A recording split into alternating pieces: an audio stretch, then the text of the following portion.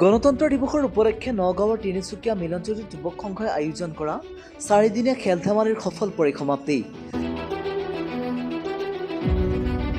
খেল ধেমালিৰ বঁটা বিতৰণী সভাত মুখ্য অতিথি হিচাপে উপস্থিত থাকে অসম প্ৰদেশ মহিলা কংগ্ৰেছৰ উপসভানেত্ৰী ৰাইহানুল মেৰাজ।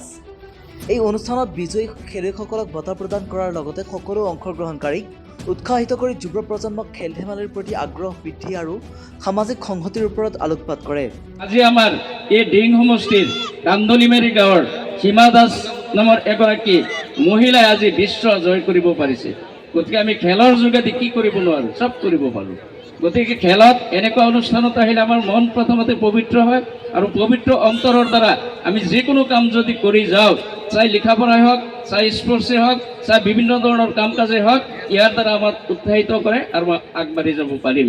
আবু কালাম আবু হানিফ, স্থানীয় যুৱ কংগ্ৰেছৰ নেতা মুস্তাফিজুৰ ৰহমান, GRS ৰফিকুল ইছলাম, নগাঁৱৰ জ্যেষ্ঠ সাংবাদিক প্ৰাঞ্জল নাথকে আদি কৰি উক্ত বঁটা বিতৰণী অনুষ্ঠানত উপস্থিত থাকে। আমি প্ৰত্যেক বছৰে 2013 চনৰ পৰা এইটো আমি ক্ৰীড়া সমাৰোহ পাতি আহিছোঁ। আমাৰ এইটো 2013 চনৰ পৰা এইটো 14 আমাৰ ছিজন 14 হ'বগৈ চাগে।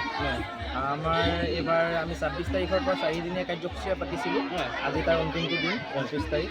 আমাৰ সফলভাৱে আমাৰ আজি বঁটা বিতৰণী সভা পাৰ হৈ গ'ল। আমি যি ক্ৰীড়া সমাৰোহ আয়োজন কৰোঁ, আমাৰ এটাই লক্ষ্য থাকে যে সমাজৰ যি সৰু ল'ৰা ছোৱালীৰ পৰা আৰম্ভ কৰি যুৱক যুৱতী বয়সস্থ লোক, তেওঁলোকক একেটা মঞ্চতে লৈ আহা। কাৰণ আমাৰ এনেকুৱা গাঁৱত এনেকুৱা পৰিৱেশ নহয় যে তেওঁলোক সদায় একেটা মঞ্চত আহিব পাৰে। গতিকে আমাৰ এইবাৰ বহুতো তেনেকুৱা খেল হৈ গৈছে যে তেওঁলোকে একেলগে বুঢ়া ডাঙৰ সৰু একেলগে একেটা খেলতে অংশগ্ৰহণ কৰিছে। গতিকে আমি ভাবোঁ যে আমি নগাঁৱৰ পৰা প্ৰাঞ্জল নাথৰ ৰিপৰ্ট, খবৰ অসম।